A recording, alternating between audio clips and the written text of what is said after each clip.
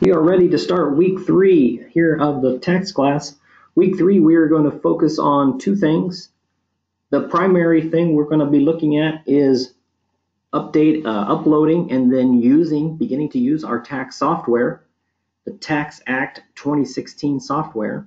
The second thing that you'll be doing off on the side, we won't have a video on it because there already is a video about it, is in a prior semester I had guest speakers come in from a local CPA firm, and they give you an idea about life, what it's like to work at a CPA firm on the tax side.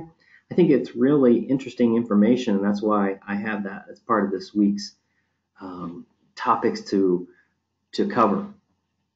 So the first thing when we're looking at jumping back to the tax software, we want to first start off by accessing the TaxAct program.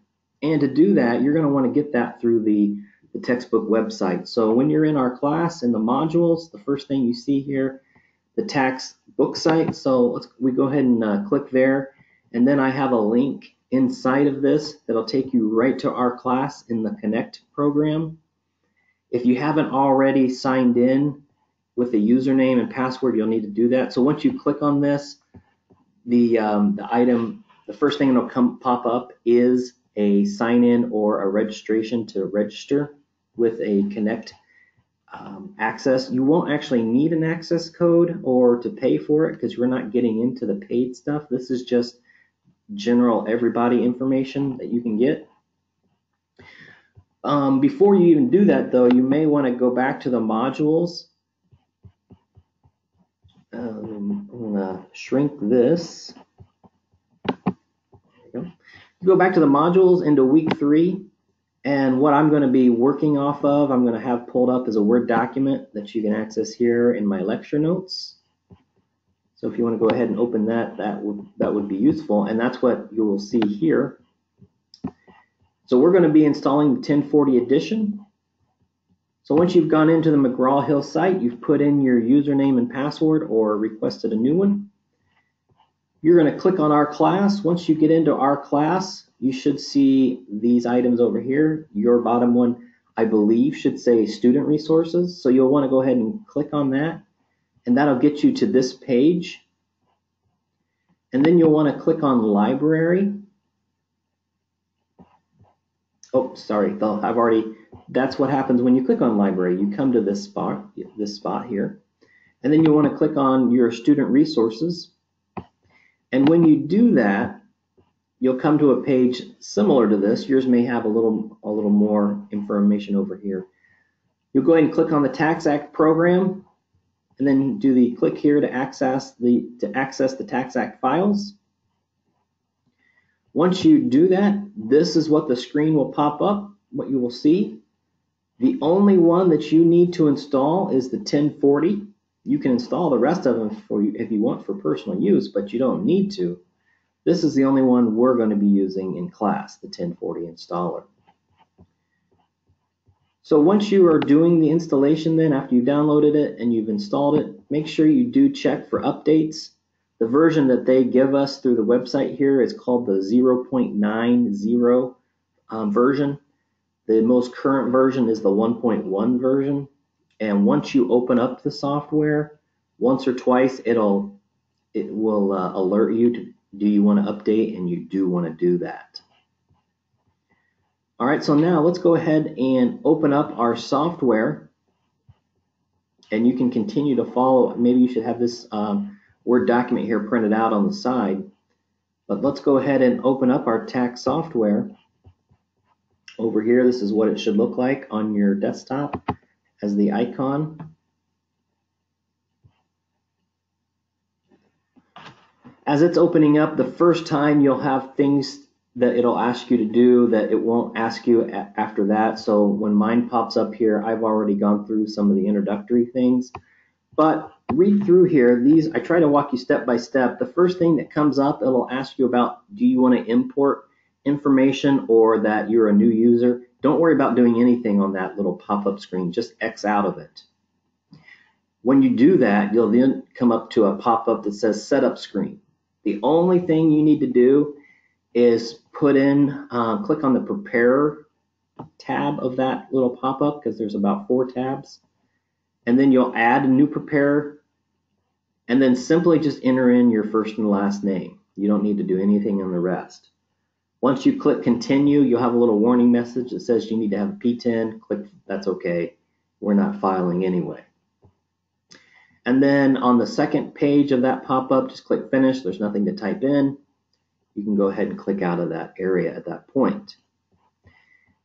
Then the final thing that usually happens when you first start up the software is you'll have a couple new pop-ups trying to sell you to get to the more expensive version. I usually click on the little boxes at the bottom that says either A, don't show this again, or B, unclick where it says show this every time I start up. No need to have that. So then when you are ready to start a new return, your screen will look very similar to this. And you're going to simply click on File, Add New, Add Client Return, Add New 2016 Client, and we're ready to go. All right, so what I'm going to walk you through on filling out this software is on page 2-37 of the 2017 tax book. Future editions may be a page or two off, but essentially it's in the after the problems at the back of the chapter of chapter 2, and we are going to do tax return problem 1, the Jose and Dora Hernandez. So let's go ahead and put in the initial information. You do want to go ahead and enter in the names at this point. It is essential that you spell the names correctly because the IRS will not accept, they'll reject any returns that are with names spelled incorrectly that don't match the Social Security number. And every return will give you a Social Security number, and you'll find that the software or the writers here weren't real creative. They just used the same Social Security number for each person. For the date of birth, this one does happen to have a date of birth for both people. So of course we want to use that. There are some every once in a while that they won't give you a date of birth. If that's the case, and I mentioned this down starting in the second page of my instructions, if they do not give you a date of birth, just put in 9/10/1975. That will guarantee that the person isn't too young or too old for the software, meaning that there are special things that they may or may not be able to qualify for. That'll put them right in the middle, kind of like in their 40s. So they'll qualify for about everything. So that just makes it safe. Go ahead and put in the spouse's name for this, and her name is Dora. We go ahead and assume the same last name unless told otherwise. Her Social Security, as you see, is only 1 digit off from Jose's. Date of birth, July 12th, 1971. I'm not a stickler on going ahead and putting in the occupation. Some tax softwares require you to put that in. This page does give us that information. If you read all the way through here, the tax return problem 1, it tells us that Jose is a store manager and Dora is a receptionist. Again, some tax softwares require you to put that in. I'm not going to require that for here. And then go ahead and put in the address. So we got 32010 Lake Street. I'm not going to put in the rest and take up time. So you'll go ahead and put in that information. You don't need to do anything with the prepare. Click OK. And this is the first screen you're going to come to, and this is where you want to be. Over here on the left-hand side, we're going to be using this. This is your form trees over here. All the forms that you could possibly use are going to be embedded here, and different things that you can fill in. We're going to come down here in just a little bit with documents received and open this up to fill in some W-2s. But we'll always, if you're never sure what to do, always refer back to the very top and click on the 1040. And then usually about some point around now, you'll go ahead and get this auto save. Go ahead and do that. Save your return to where it needs to be. I'll go ahead and just do a generic save because I've already done this return, and there's no need for me to have it saved in the same place twice. I'll just put it in my documents for now and save. So the top part is already done for us. We've already put that information in. It's going to default to married filing joint. That's the one we're going to use unless otherwise we're told that no, they need to do married filing separate. That should almost never be the case. Student status, it doesn't tell us that they are, so we assume that they are not. Taxpayer was not a student. Here they went ahead and put in the birth dates for us. There will be an occasion every once in a while where you might have like a 19-year-old come in, or a 21, or whatever they may be, even like a 17-year-old, and they are claimed by their parents. So you would want to unclick this, or excuse me, click here, hit the check here if they are claimed by someone else. What that does then is unchecks that they will claim themselves as a dependent, because you can't claim the same Social Security number can't be claimed twice. The IRS will reject it. Now, once we get down here to the dependents, we do have a dependent. Her name is Adelia. We're going to go ahead and click here on the first name. Now, you can just click on this little folder and get right to putting in the information. If you try to put it in here, if you just click on any letter, it'll give you this pop-up warning. So you will need to click on this open supporting form. Never ever do I want to see you hit override value. The override values, if you do that, it will show up in red, and I'll immediately be able to tell that you had clicked that, and that will be major points off. That should never be used unless told otherwise. Okay, so let's quickly put in the dependent's information. So Adela, last name, same unless told otherwise, Hernandez. It's easy, yep. Social Security number, they give that to us there. As you'll see, it's very similar to the mother and father. In this one, they do give us a date of birth, but there'll be times when you'll be given and it won't give you a date of birth. So if it tells you they're 5 years old, you need to use 2016 as your benchmark, or whatever year the software you are using,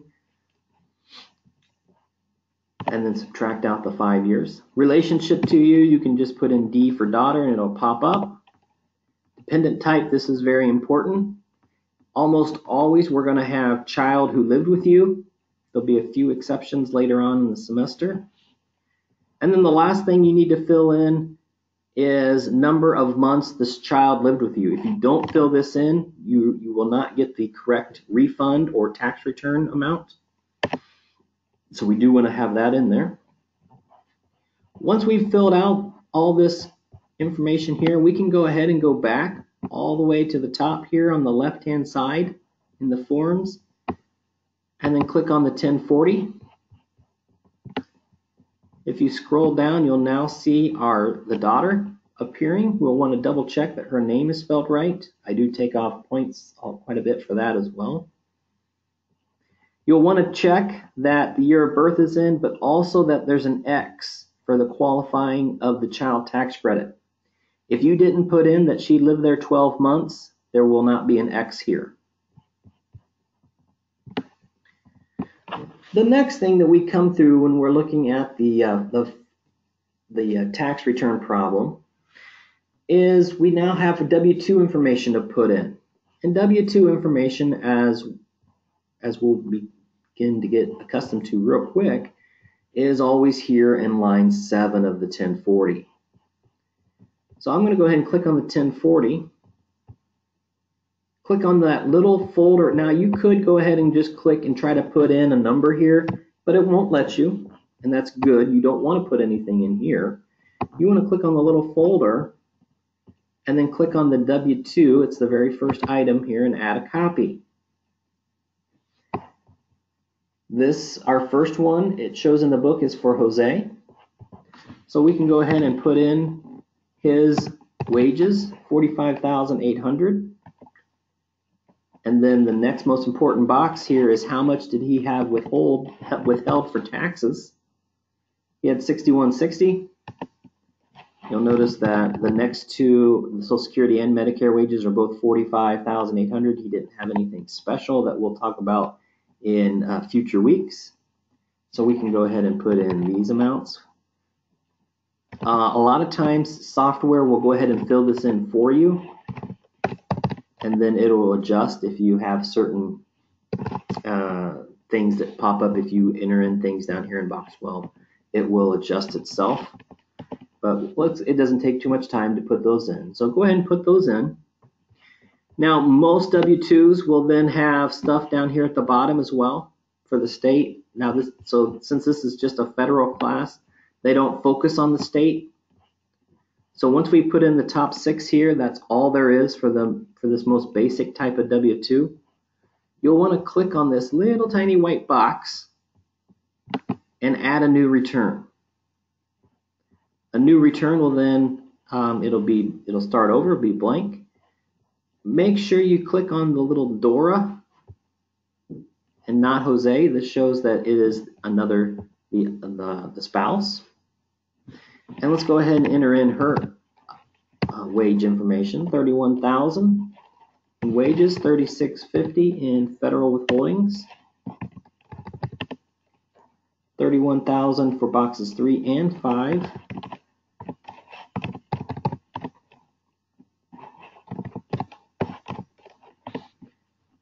And then that's all there is for the W-2s. Now for the W-2s, you could have also, remember this is where we started on the 1040 up here. You could have came down all the way to the bottom, and then it would have said fill in. Let's see, what would it have said? It says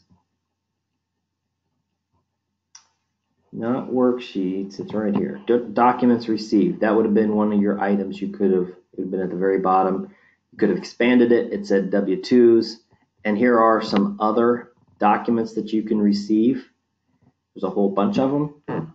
And we might as well stay in this little area here, because the only other thing that we need to add to our tax return is after we filled in the 2 W-2s is the 1099 INT. And if you look under here for documents received, there is one of them right here.